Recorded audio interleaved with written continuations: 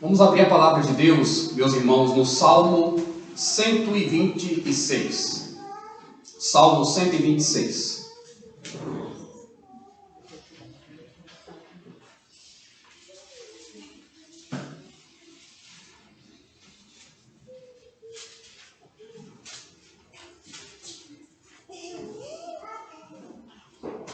Cântico de romagem.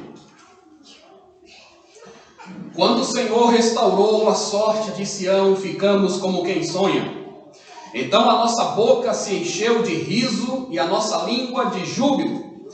Então, entre as nações se dizia: grandes coisas o Senhor tem feito por eles. Com efeito, grandes coisas fez o Senhor por nós, por isso estamos alegres.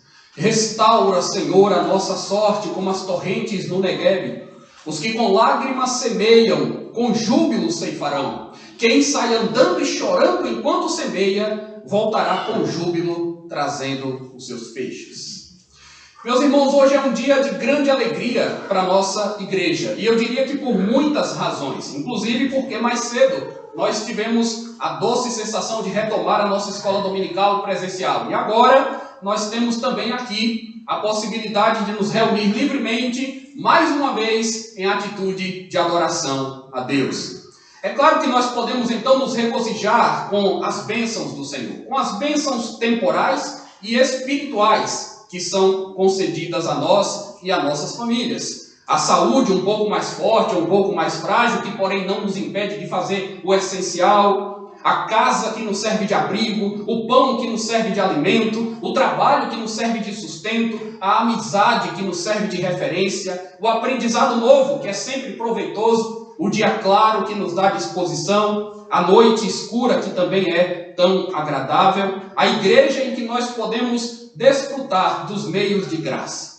Não é verdade? Aqui nós oramos juntos, aqui celebramos a Santa Ceia do Senhor, aqui ouvimos a pregação das Escrituras Sagradas, acabamos agora há pouco de ter a investidura e ordenação de oficiais. Tudo isso, meus irmãos, é uma expressão de como Deus cuida de nós, e Deus cuida de nós em todos os detalhes. Pensando nessas e em outras coisas, não parece difícil que todos nós reverberemos as palavras do salmista. Com efeito, grandes coisas fez o Senhor por nós, por isso estamos alegres. Alguém é capaz de contestar essa afirmação? Grandes coisas fez o Senhor por nós, e por isso estamos alegres. Sobremodo tendo em vista os privilégios do pacto, ou seja, a iniciativa de Deus em se reconciliar conosco com graça, amor e fidelidade, de modo que nós recebemos o perdão e a restauração que os homens tanto precisam, mas que não podem conquistar por si mesmos. O Salmo 126 nos fala sobre isso. Salmo 126, irmãos, nos fala sobre o Senhor transformando a realidade difícil de modo a favorecer aqueles que o amam. O Salmo fala de um renovo que Deus proporciona, de um tipo de recompensa que o Senhor tem reservado para os seus escolhidos. O Salmo 126 fala de um plano melhor, maior do que os nossos pecados e que não pode ser abalado por nenhum tipo de sofrimento ou cativeiro que nós tenhamos que enfrentar nesse mundo. Vejam, irmãos, que esse cântico fala ao mesmo tempo sobre restauração, sonho, riso, lágrimas, trabalho penoso e júbilo. São coisas que se misturam na nossa vida e na nossa experiência. Mas isso é um indicativo de que na vida cristã nós temos muitas alegrias, mas não sem lutas. São muitas vitórias, são muitas bênçãos, mas não sem dificuldades. Nós lutamos alegres e vencemos em Cristo para a glória de Deus. Irmãos, o Salmo 126 foi escrito por um judeu anônimo após o exílio da Babilônia. E o exílio é tido em vista aqui pelo salmista.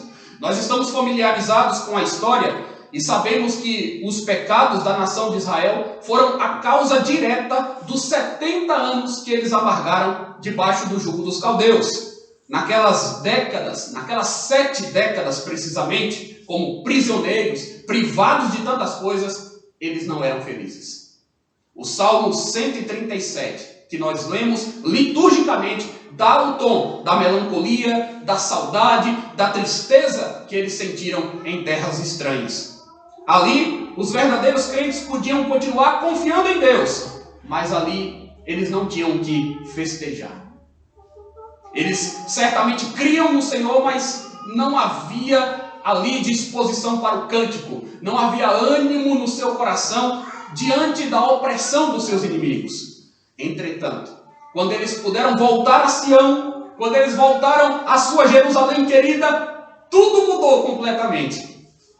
Nós explicaremos os detalhes à medida em que formos avançando na exposição, mas eu já adianto que falaremos hoje sobre alguns elementos da grandiosa obra de redenção. Mais precisamente, nós falaremos sobre aspectos da restauração espiritual. Da restauração espiritual que Deus opera em meio ao seu povo. Destacando o seguinte: primeiro, a obra de restauração é realizada unicamente por Deus. Só Deus pode realizar essa obra de restaurar, de renovar, de animar, reanimar o seu povo. Segundo, a obra de restauração enche de alegria o povo do Senhor.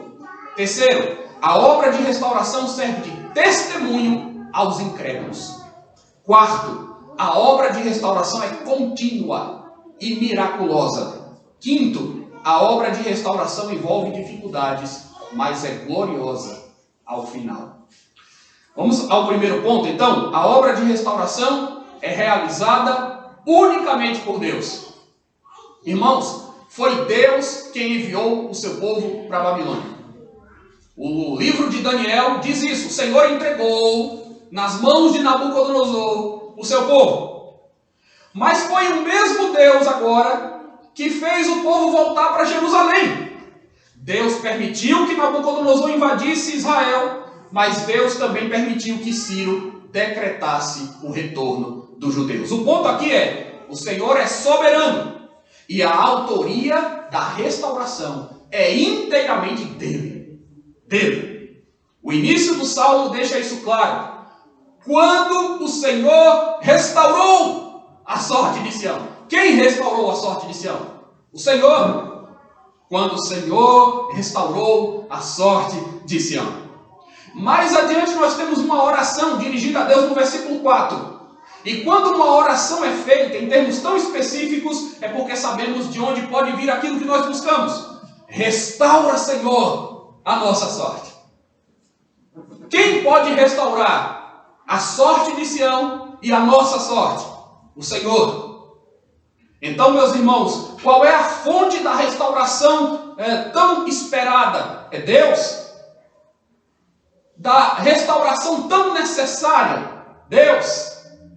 Onde está a origem de qualquer esperança possível de mudança de coração? O Senhor. Quem é que pode endireitar os nossos caminhos? Quem é que pode reconstruir relacionamentos que se quebraram? Quem é que pode reaver a paz que foi perdida? Por todos os lugares, as pessoas estão interessadas nesse tema. Elas estão tentando reconstruir suas vidas. Por todos os lugares, as pessoas estão pensando: como eu vou fazer para retomar o rumo das coisas?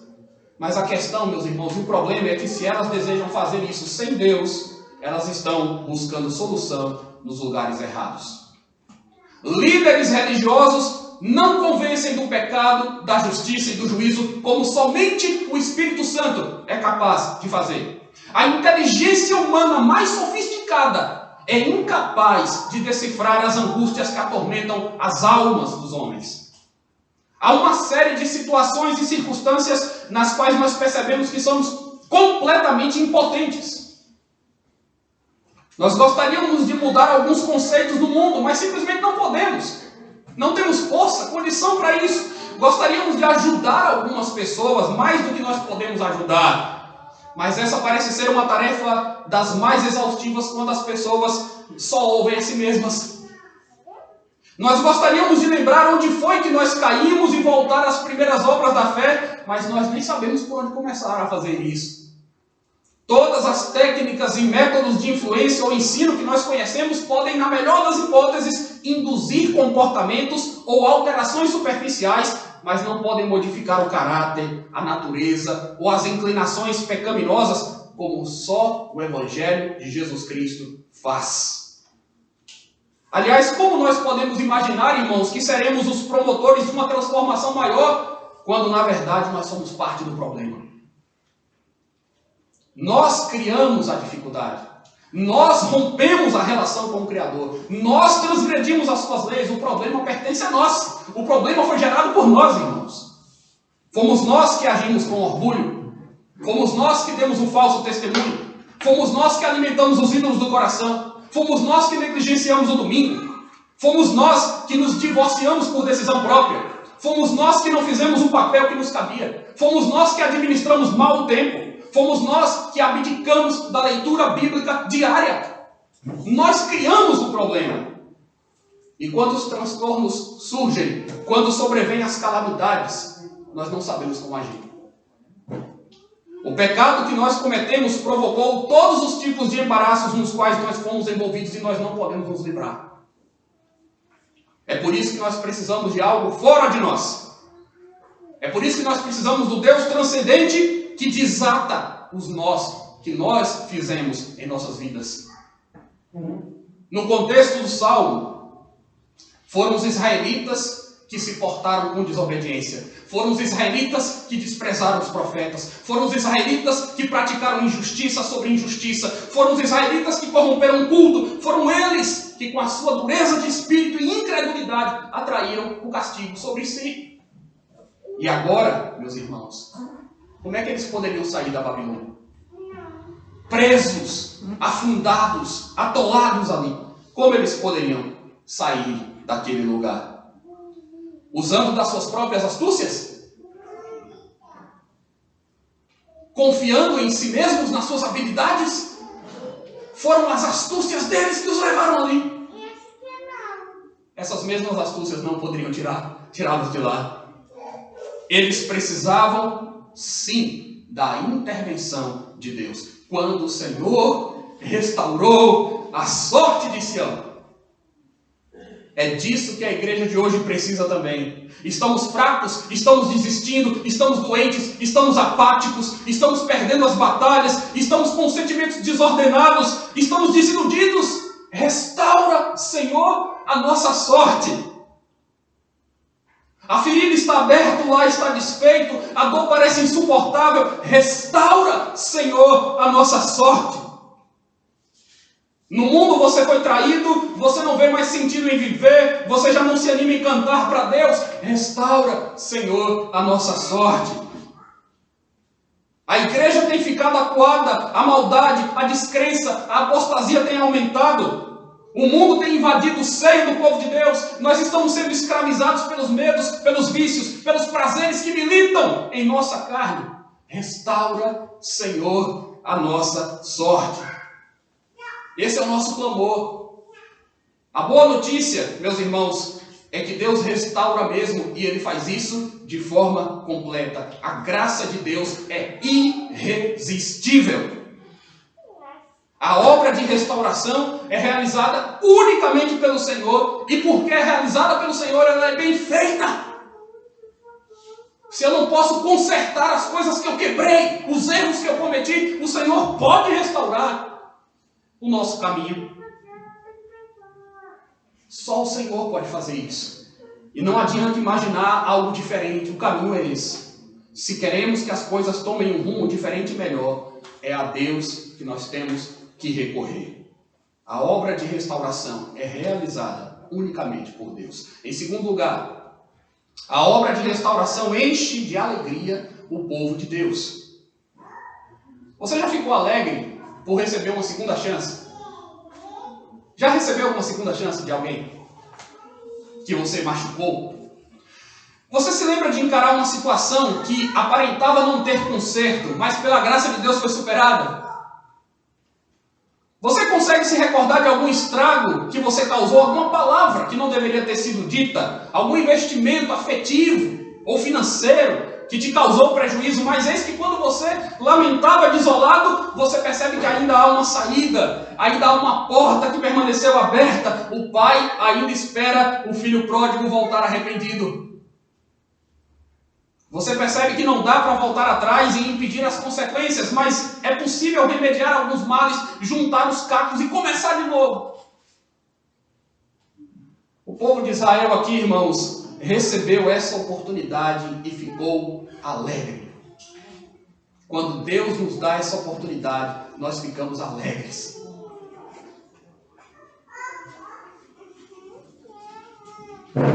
Meus irmãos, é muito comum que ao cometermos graves erros, nós sejamos abandonados pelas pessoas. As pessoas facilmente desistem de nós. Mas o impressionante no cristianismo é que aquele a quem nós mais ofendemos é também aquele que oferece o perdão numa dimensão muito maior. É aquele que envia o seu próprio filho para se reconciliar conosco. O povo de Israel recebeu a notícia de que poderia retornar, partir da Babilônia para a sua terra. Eles voltaram. E aos poucos foram erguendo suas casas, os muros da cidade, foram reerguendo o templo, foram realocando suas famílias, retomando os cerimoniais religiosos que ficaram paralisados, reconduzindo os levitas às suas funções antigas, recuperando a sua identidade. E é claro, meus irmãos, que tudo isso trouxe uma imensa alegria, uma emoção incomparável, compatível com o que está descrito no texto. Vejam o que é que o autor diz. Ficamos como quem sonha. Então a sensação era de que eles estavam vivendo um sonho, um desejo antigo que eles alimentaram durante anos no seu coração. Voltamos! Lá em Babilônia nós pendurávamos os instrumentos nas árvores e não queríamos cantar, mas agora estamos em Jerusalém de novo. Grandes coisas fez o Senhor por nós, então ficamos como quem sonha, a nossa boca se encheu de riso, a nossa língua de júbilo. Você está alegre pela obra que Deus tem feito na sua vida? Você está alegre por fazer parte da igreja de Deus? Por saber que nós estávamos perdidos no mundo, mas Jesus Cristo mudou a nossa sorte. Ele mudou a nossa sorte, o nosso destino final. Por saber que o peso da condenação foi retirado dos nossos ombros e nós já não estamos no fundo do poço, irmãos. Por saber que nós estávamos mortos em nossos delitos e pecados, mas Ele nos deu vida. Não existe um sorriso novo na nossa face, um cântico novo nos nossos lábios, uma esperança nova e bendita que nos deixa radiantes. O futuro não se torna muito mais promissor para quem se torna um cristão. A cruz não pareceu ter triunfado sobre o Messias. Eis que o túmulo vazio demonstrou o triunfo do Messias sobre a morte. O que parece ser destruído, Deus refaz. Pensando nessas coisas grandes, meus irmãos, mas também nos pequenos benefícios que Deus nos concede, tudo parece um sonho. Pare para pensar, parece um sonho. Parece um sonho que nós estejamos aqui, parece um sonho que nós façamos parte da família do Senhor. Que nós já não precisamos nos atemorizar, nem nos desesperar nos contextos mais difíceis, até diante da morte. Ficamos em êxtase, nem podemos acreditar que Deus nos trata desse jeito. Há quem sugira que o povo ficava lembrando das profecias e sonhando com o retorno lá na Babilônia. Eles estavam na Babilônia e pensando no que disseram os profetas, claro, lamentando o fato de eles não terem obedecido a palavra profética, mas pensando, Deus prometeu, um dia a gente volta. Quando foram autorizados a retornar, era como se o pesadelo tivesse chegado ao fim e eles passaram a vivenciar o que tanto sempre sonharam. Ficamos com quem sonha. A ideia aqui, irmãos, é do riso que vem fácil. É o riso que vem fácil. Quando a gente não se contém. É uma alegria que transborda, que se espalha, que contagia. Me permitam dizer uma coisa nesse momento. É muito estranho um crente que não se alegra nunca. que nunca mostra entusiasmo, que apesar de ser salvo, está sempre com o semblante abatido, que não tem olhos para enxergar as bênçãos de Deus. É óbvio que eu não estou me referindo aos momentos de sofrimento agudo, que persistem mesmo por um tempo, às vezes um tempo longo, dependendo das coisas que nos acontecem. O próprio povo de Israel passou por grandes aflições nos cativeiros em que esteve, no plural mesmo.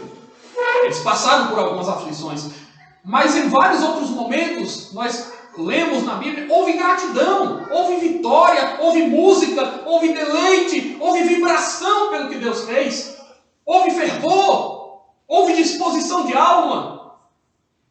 Quer dizer, o problema, irmãos, é quando o desalento não é apenas uma fase. O problema é quando o desalento se torna um padrão comum de descontentamento, de murmuração, de desgosto constante. Paulo estava preso, lembrem-se, mas ele escrevia: alegrai-vos sempre no Senhor. Existiam dificuldades na sua vida, mas ao mesmo tempo Paulo enxergava o que Deus estava fazendo. Ele se alegrava com isso e ele transmitia alegria para os seus irmãos. Apesar de tudo. Nós perdemos pessoas queridas, mas grandes coisas fez o Senhor por nós. Por isso estamos alegres.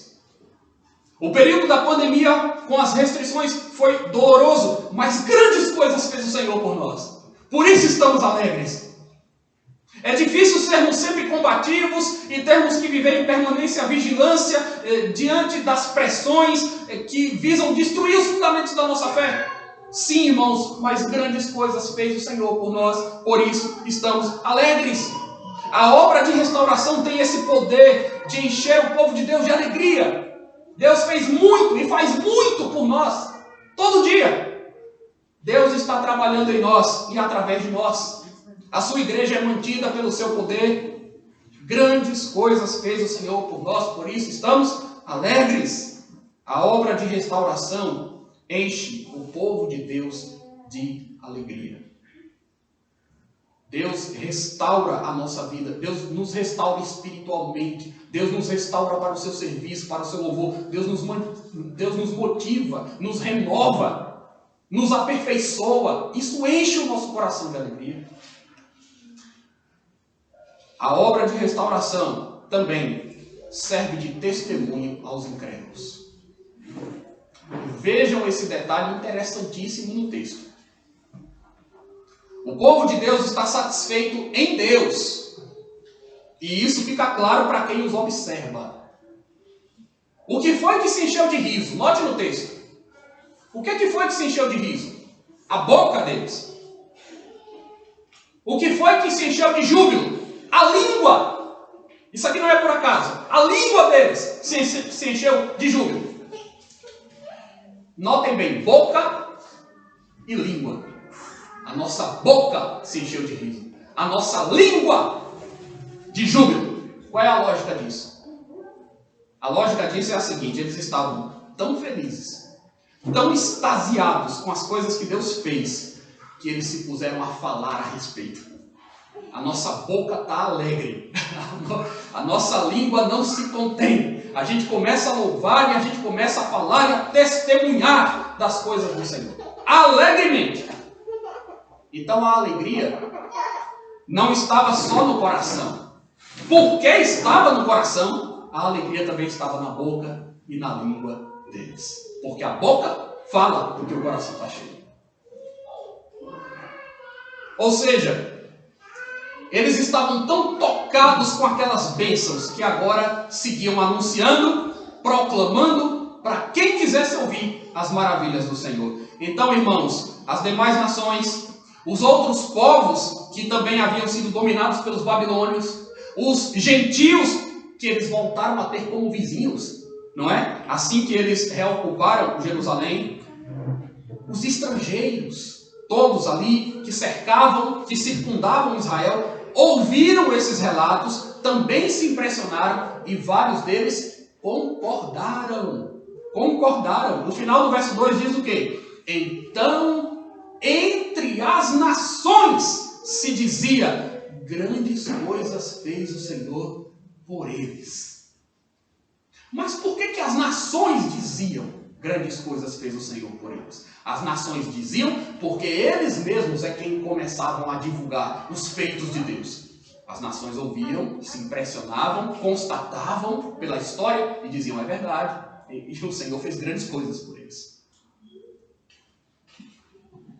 Quer dizer, eram povos pagãos, eram povos idólatras das nações adjacentes, mas o que o salmista afirma aqui é que eles tomavam conhecimento dessas coisas. E eles diziam, é verdade, o Deus daquele povo é poderoso. Vejam as coisas que estão acontecendo com eles, não dá para acreditar, não pode ser por acaso.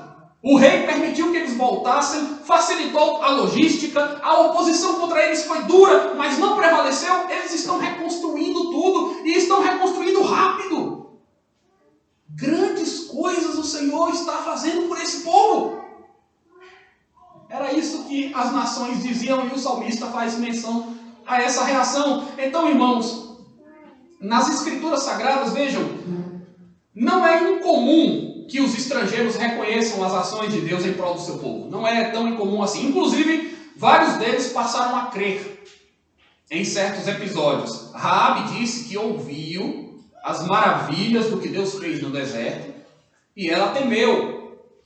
Os marinheiros viram como a tempestade se acalmou quando Jonas saiu do mar e eles caiu no mar, desculpa, e eles não só temeram, como ofereceram sacrifícios e fizeram votos. No contexto do cativeiro babilônico, para ficarmos mais nesse contexto mesmo, que é o do Salmo, a firmeza de Daniel e seus amigos já havia feito com que Nabucodonosor e depois Dario dessem glória a Deus e tornassem isso público, com decreto e tudo. Aqui, no Salmo 126, percebemos que essa constatação das nações era fruto do que os próprios judeus crentes faziam questão de destacar. Então a questão que eu quero colocar aqui para os irmãos é: o que é que você enfatiza e destaca quando você fala sobre a sua vida e sobre o que Deus está fazendo na sua vida para outras pessoas que não conhecem? O alto grau de comprometimento dos fiéis em tornar o nome do Senhor conhecido e em glorificá-lo diante dos povos é que provoca essa reflexão e essa resposta por parte dos descrentes. Então, irmãos, compreendamos que o nosso compromisso com Deus tem que ultrapassar a fronteira e ir além do nível pessoal daquilo que nos interessa em particular. O meu interesse em Deus não é pelo que Deus pode fazer unicamente e individualmente por mim. Ultrapassa isso. O nosso desejo mais sublime deve ser a promoção da glória de Deus entre o seu povo e a promoção da glória de Deus entre aqueles que não o conhecem e nem o servem. E nós temos que avaliar então a qualidade do nosso testemunho. Então eu pergunto, você tem dado testemunho daquilo que Deus tem realizado por você? Você fala alegremente de Deus, às pessoas que estão à sua volta. Baseados no que você está disposto a compartilhar e na forma como você compartilha, você considera que a sua postura ajuda a despertar a consciência dos outros para Deus? Seus colegas, amigos, vizinhos, alunos, parentes, ao ouvir e olhar para você, esboçam essa reação, fazem algum comentário desse tipo: olha, Deus tem abençoado mesmo a vida daquele crente. Ele tem uma expressão no olhar, um sorriso no rosto que mostra isso. Ele serve a Deus mesmo nos momentos difíceis. Ele já passou por momentos dramáticos, mas ele não se desanima. Ele parece sempre confiar que esse Deus tem algo melhor. Vale a pena servir a esse Deus. Aquele crente, aquele indivíduo, aquele amigo, ele é um exemplo de postura ilibada, e a justificativa que ele apresenta é a fé e o temor que ele tem nesse Deus. Ele talvez contou já de algumas armadilhas que já quiseram usar contra ele, de alguns prejuízos que quase ele teve que enfrentar, mas Deus o protegeu, Deus o livrou. Ele fala de Deus o tempo todo e ele fala com tanta convicção que ele recebe tantas coisas e tantas bênçãos das mãos de Deus que talvez seja o caso de nós admitirmos que pelo menos algumas dessas declarações devem ser verdadeiras. Sou obrigado a reconhecer, esse homem realmente ele tem sido protegido, ou abençoado, ou dirigido por Deus. A fé dele faz muita diferença na vida dele. E traz alguns frutos impressionantes para a vida dele. Percebe, irmãos? Eu estou tentando ilustrar o efeito daquilo que nós, como cristãos, deveríamos causar naqueles que convivem conosco. Isso tem acontecido? Pense bem, isso tem acontecido. Eu dei um exemplo de questões mais particulares, mas vamos pensar como igreja. Quando alguém visita a nossa igreja, nós temos nos preocupado com a imagem que ele terá de nós e do nosso Deus quando ele sair daqui? Você prioriza falar para um visitante? Você prioriza falar para ele sobre o que Deus tem feito por nós em sua bondade? Ou você está mais concentrado em apontar os defeitos de algumas pessoas e alguns problemas que nós enfrentamos? Isso diz muito sobre onde está o nosso coração. E a obra de redenção que Deus realiza em nós precisa servir de um testemunho positivo aos incrédulos. Jesus diz: assim brilhe a vossa luz diante dos homens, para que vejam as vossas boas obras e glorifiquem a vosso Pai que está nos céus. Pedro ensina a mantermos exemplar o nosso procedimento entre os gentios, a fim de que eles glorifiquem a Deus. Os gentios devem ser levados a glorificar a Deus pelo procedimento do seu povo. Vamos viver de tal forma, irmãos, cultuar de tal forma, evangelizar e testemunhar de tal forma, que os de fora, a quem nós queremos alcançar, digam: grandes coisas fez o Senhor por eles. E quando ouvirmos isso, quando alguém disser isso para nós, não tentemos corrigir a informação, dizendo: não, meu amigo, você é que pensa. Ah, se você soubesse dos problemas que a gente enfrenta aqui. Ah, se você conhecesse a minha situação. Não! Deixe a incredulidade de lado. A melhor resposta que você pode dar é essa: com efeito, grandes coisas fez o Senhor por nós. Grandes coisas fez o Senhor por nós, por isso estamos aqui, vivos, de pé, resistindo. Grandes coisas fez o Senhor por nós. Por isso estamos alegres. Vejam a ideia de por isso. A justificativa, o fundamento de nós estarmos alegres é porque grandes coisas o Senhor tem feito. Essa é a explicação. Em quarto lugar, a obra de restauração é contínua e miraculosa. Irmãos, nós já tivemos a condição de estudar em nossa igreja. Aqui eu volto a pontuar apenas resumidamente que a obra redentora de Deus é planejada na eternidade, se inicia em determinado momento da nossa trajetória, se estende até o final da nossa vida nesse mundo e se perfaz na glória celestial.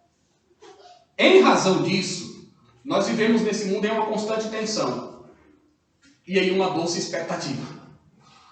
Nós fomos perdoados, mas ainda precisamos pedir perdão. Nós fomos feitos novas criaturas, mas ainda damos lugar à velha natureza. Nós vencemos algumas batalhas, mas logo a seguir surgem outras batalhas para serem enfrentadas. A própria santificação vem de forma gradual, representa um processo. Por que eu estou lembrando vocês dessas coisas? Porque o Salmo 126 traduz essa ideia. Só que ele faz isso de uma forma muito sofisticada. Vejam, por exemplo, o verbo restaurar aparece no versículo 1 e no versículo 4. E é o mesmo verbo no original. Tanto no verso 1 como no verso 4. A diferença é que no verso 1 ele está escrito no passado. E no verso 4 ele é escrito no presente. No verso 1 o salmista descreve um fato consumado. Quando o Senhor restaurou a sorte de Sião. Isso já aconteceu, Deus fez isso. E no verso 4 ele faz uma oração para aquele momento. Restaura, Senhor, agora. Restaura, Senhor, a nossa sorte. No começo do Salmo, se os irmãos observarem, ele dá preferência a verbos no passado. Vejam só, restaurou, ficamos, o Senhor fez. Depois, ele se pronuncia com uma linguagem mais voltada para o presente. Restaura, semeiam, sai, andando e chorando, até gerúndio aqui, né? Na tradução. E ele olha para o futuro também. Ceifarão, voltarão, ou voltará, né? Por que isso acontece, irmãos? Passado, presente e futuro estão se misturando aqui no texto. Coisas que Deus fez, coisas que Deus está fazendo, ou que a gente precisa que Deus faça, coisas que Deus fará. Porque existe um sentido em que a restauração é um evento do passado. Tá? Quer dizer, o Senhor já nos tirou do mundo, o Senhor já nos deu o seu Espírito, o Senhor já nos trouxe para a sua igreja. Mas existe um sentido em que a restauração é necessária no presente. Nós estamos nesse momento passando por dificuldades, nós temos diante de nós tentações, oposições, obstáculos maiores do que nós imaginávamos e assim por diante. E alimentamos a certeza de que o Senhor ainda fará coisas boas, o Senhor nos dará folga, o Senhor nos dará recompensa, enfim. No contexto mais direto aqui, o que é que acontecia, irmãos? O Salmo foi escrito depois de um bom tempo, desde o primeiro decreto de Ciro, que permitiu que os judeus voltassem do cativeiro. Então, o povo foi autorizado a voltar. E o Salmo vai ser escrito alguns anos depois disso. E nesse ínterim, lembrem-se, alguns voltaram de imediato, teve gente que ficou lá na Babilônia, alguns voltaram mais tarde. Foi uma restauração feita por etapas. Ao longo dessas etapas surgiram personagens diferentes, Zorobabel, Esdras, Neemias, profetas diferentes, Ageu, Zacarias, Malaquias. A exultação do retorno contrastava com a hostilidade de inimigos como Sambalá, Tobias. A dedicação em reconstruir as casas contrastava com a negligência em reconstruir o templo do Senhor. Todo mundo cuidando da sua vida e o templo do Senhor. Então, aquele período de retorno foi de celebração, mas foi de lutas também. Eles estavam alegres porque Deus permitiu que eles retornassem, mas eles ainda estavam enfrentando problemas bem delicados. Então, o Salmo celebra a bênção, agradece pelas bênçãos, mas o salmista intercede por aquele momento difícil, clama pela ajuda de Deus e tem a certeza de que Deus fará coisas muito melhores. No início, quando eles regressaram, houve mais comoção. A gente pode imaginar como é que é isso, porque as nossas experiências aqui são assim também. Não é verdade? A gente inicia as coisas, aí tem uma comoção maior, tem uma mobilidade, todo mundo quer. Não é? Dali a pouco vem algum esfriamento, enfim. Então, no início, houve mais comoção, maior mobilização, mais inclinação à obediência, mas depois a coisa ficou difícil. Gente do próprio povo, os sacerdotes começaram a profanar o culto do Senhor. Lembra de Malaquias o que ele diz, por exemplo? Ofereciam animais impuros e tudo, né? Enfim, diziam que canseira, fazendo as coisas por fazer. Isso depois de alguns anos que eles retornaram. Pois bem, irmãos, o Salmo 126 provavelmente foi escrito em um desses períodos. Ou seja, é um momento de transição. Eles voltaram, mas estão reconstruindo, estão trabalhando. Ele se mostra grato pela restauração que Deus já tinha feito, mas diante dos novos desafios ele continua pedindo: restaura, Senhor, a nossa sorte. E é assim que tem que ser, irmãos, porque a obra de Deus em meio ao seu povo tem um segmento natural e nós ainda precisamos muito de Deus. Sempre precisamos muito de Deus. Nós nos mostramos gratos pelas bênçãos do Senhor, mas ainda nos vemos muito carentes. Ainda somos ameaçados, ainda ficamos desanimados, ainda há perigo no caminho, muita resistência a ser combatida, as consequências do pecado ainda vão aparecer aqui e acolá, porque aparece. O povo voltou do cativeiro, foi para o cativeiro porque pecou. Voltou para o cativeiro, resistiu por um tempo, daqui a pouco os mesmos pecados foram voltando, aqui e acolá. Não é fácil lutar contra essas coisas, não.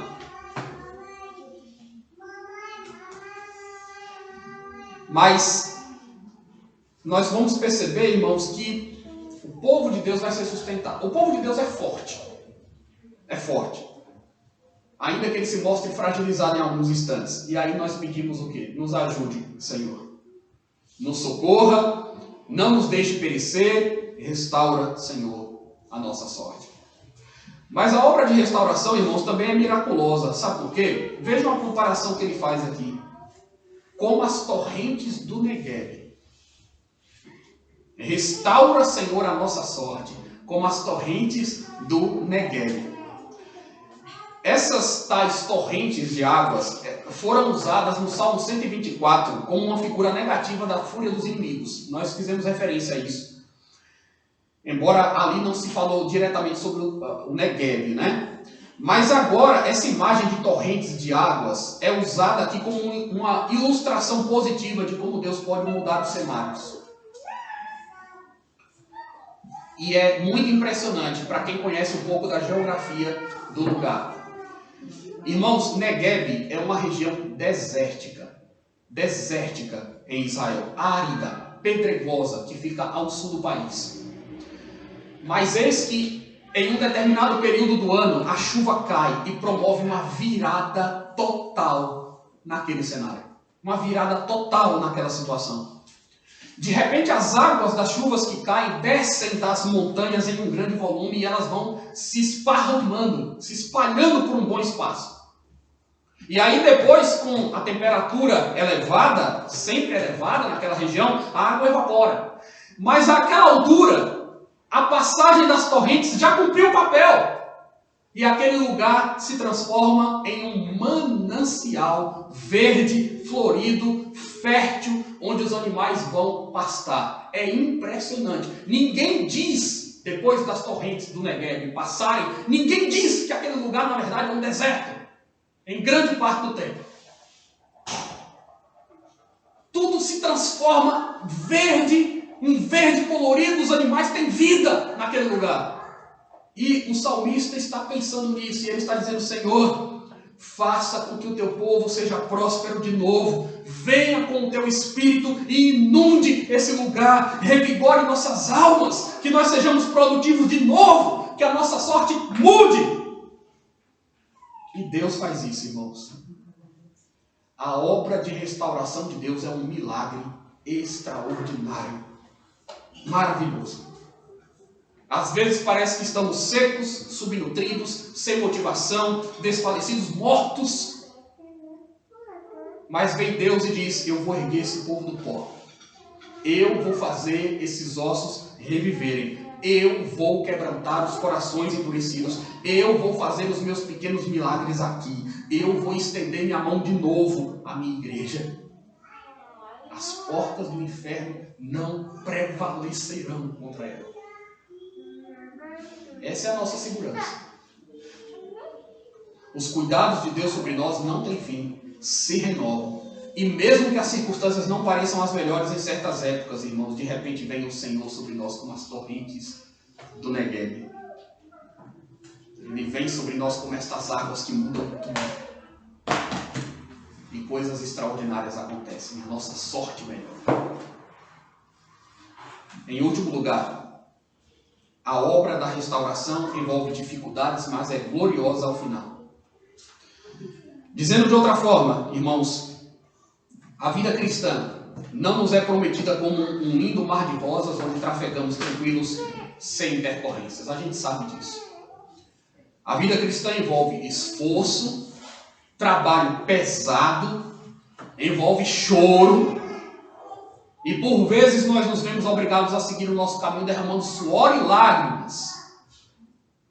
Suor pelo trabalho e lágrimas pelo que a gente passa laborando no reino. Quem é cristão e serve a Deus com dedicação sabe disso. Por isso é que a figura agora do salmista é a de um lavrador. Porque o trabalho de quem semeia é difícil.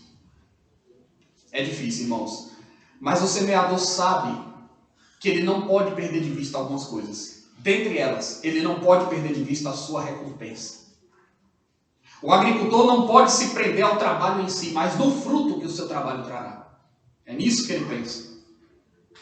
Meus irmãos, pensem bem nisso. Às vezes, em Israel, um homem comum que lidava com a terra podia ficar bem triste. Bem triste. Ele podia enfrentar muitos dias de estiagem. Ele olhava para o solo duro, espinhoso, pouco promissor para a colheita. Ele podia ter a sensação de que várias das suas horas seriam perdidas, desperdiçadas. Ele iria se desgastar, se doar naquele empreendimento, sem tantas garantias de que tudo que ele plantasse ia vingar. Mas mesmo assim o trabalho tinha que ser feito.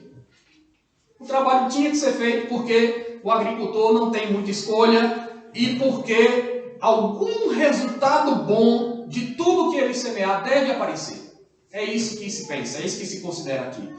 Vocês lembram da parábola do semeador, por exemplo? Né? Jesus conta a parábola do semeador, não é? Aí ele diz, uma parte cai na beira do caminho, outra cai no solo rochoso, outra cai entre os espinhos. Algumas daquelas plantas nascem e morrem depois, logo na sequência. Mas tem uma parte que cai em uma terra boa. E você não sabe qual é a terra boa. Qual é exatamente a semente que vai vingar. Você vai lançando. Vai funcionar. Não vai ser em vão o trabalho. Você provavelmente conhece esse sentimento. Provavelmente você conhece esse sentimento. Você provavelmente já enfrentou problemas no trabalho que você desempenha. Ou você já acordou em um dia difícil, desejando fazer qualquer coisa. Menos um trabalho que por alguma razão perdeu sentido para você. Não já teve algum dia assim, não?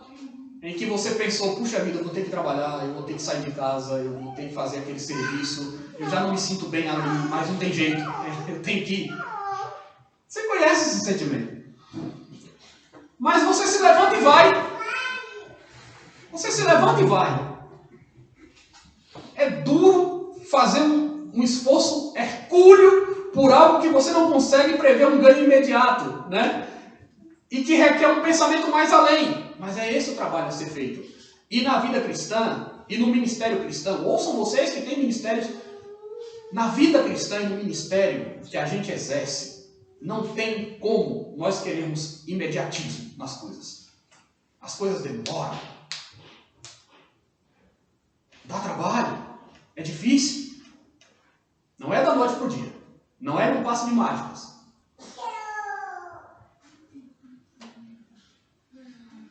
É um trabalho que o salmista descreve aqui, em que você aparentemente sai perdendo muito agora, às vezes, para usufruir mais só no futuro. A vida cristã, irmãos, muitas vezes é isso, você perde para ganhar. Você perde aqui para ganhar ali, e Jesus ensinou isso. Paulo escreveu para os Gálatas e para os Filipenses, exortando aqueles irmãos, dizendo para eles, dentre outras coisas, eu vou colocar com minhas palavras, mais ou menos Paulo dizia, eu espero que o meu trabalho, que o meu esforço entre vocês não tenha sido inútil, não tenha sido em vão. Ele está exortando os irmãos e diz, olha, para que eu não tenha trabalhado em vão, hein? Para que o meu trabalho não tenha sido desperdiçado entre vocês. É um drama quando a gente simplesmente imagina que isso possa acontecer em alguns casos, né? Agora, voltando para o Salmo 126, irmãos, o semeador era um sujeito que por vezes olhava tudo que estava em volta, via tudo desfavorável ao trabalho dele, ficava sentido, ficava triste, se lamentava, mas ele pegava a ferramenta que ele tinha em mãos, ele pegava a semente dele e saía. Triste mesmo, mas ele saía. Ele pegava a enxada, ele pegava o que ele tinha e saía para semear. Ele podia sair triste, ele podia sair chorando, mas ele saía fazendo o trabalho. O chão que ele pisava recebia a semente e ao mesmo tempo era regado por suas lágrimas, mas ele sabia que não podia desistir. Porque ele guarda a perspectiva de se alimentar depois, de alimentar os seus, mesmo que toda a sua paciência seja posta à prova enquanto ele espera. No processo, a nossa paciência é posta à prova, muitas e muitas vezes. No processo, o sol é escaldante, a juventude vai se diluindo muito rápido, o corpo vai ficando todo dolorido. Dá vontade de parar. E pergunte para todo agricultor se não é assim, se o trabalho não é assim. Mas aí, você olha para o alto e para além, né? Como diria Paul Tripp, para o alto e o além, né? Você olha para frente, para Deus, e você segue. A ideia de transcendência é quando você sabe que há algo melhor e além de você mesmo, para o que você foi criado e pelo que vale a pena você lutar. E você vai lutar. Porque você vai doar a sua vida nisso. O dia da colheita vai chegar. Pode demorar, mas vai chegar. E tudo vai ficar bem melhor. Pergunta para Noé se foi fácil construir a arca. A gente só lembra de Noé escapando na arca do dilúvio. E os anos que ele passou construindo a arca. E a zombaria que ele ouviu durante tanto tempo. Trabalhando.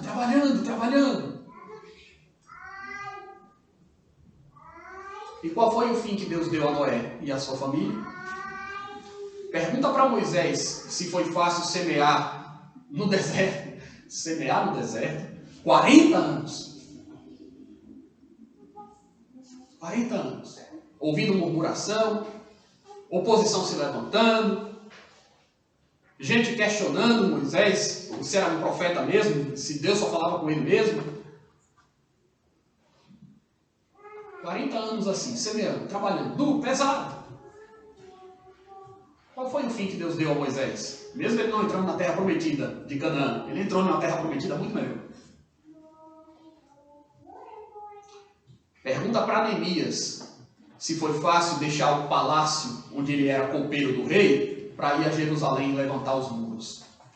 E qual era a vida mais confortável para Neemias? Ficar no palácio servindo ao rei? Ou voltar para liderar o povo numa obra dificílima? Versículos 5 e 6. Os que com lágrimas semeiam, com júbilo ceifarão. Quem sai andando e chorando enquanto semeia, voltará com júbilo, trazendo os seus feixes. O lavrador que chorou, agora tem os seus feixes para trazer. É assim. Trabalha direitinho agora, que lá adiante Deus vai te dar o galardão. Trabalha direitinho agora, que lá adiante Deus vai fazer o seu trabalho frutificar. Isso vale para cada um de nós, crentes no Senhor. Eu posso dizer isso para os irmãos presbíteros, nosso irmão Adenilson que recebeu o novo mandato hoje. Eu posso dizer isso para os irmãos diáconos que foram reeleitos, para o Alan, diácono mais novo, que recebeu a ordenação. Eu posso dizer isso para os professores de escola dominical que hoje retomaram as suas atividades. Posso dizer isso para o nosso grupo musical. Posso dizer isso para as diretorias das sociedades internas, para as irmãs incansáveis que apoiam tudo que é importante na igreja. Trabalhem firmes e fortes, incansáveis, porque no Senhor o nosso trabalho não é vão. O choro de agora não impedirá os feixes de júbilo amanhã. O descompromisso de terceiros que nos afetam, que nos constrangem, que nos causam tristeza, não prevalecerão nesse momento. O tempo da dor do exílio vai ser substituído pela celebração alegre de quem perseverou. Quem anda com Deus sempre vence. Em Cristo, nós já somos mais do que vencedores. O salmo começa com uma nota de alegria e o salmo termina com o mesmo tom. No passado, nós já vimos o que Deus fez, ficamos como quem sonha. Seguiremos confiantes, porque mesmo agora, porém muito mais adiante, teremos razões para sorrir. Então, a nossa boca se encheu de riso e a nossa língua de júbilo. Com efeito, grandes coisas fez o Senhor por nós. Por isso, estamos alegres. Vamos repetir isso? Com efeito, grandes coisas fez o Senhor por nós, por isso estamos alegres. Louvado seja Deus.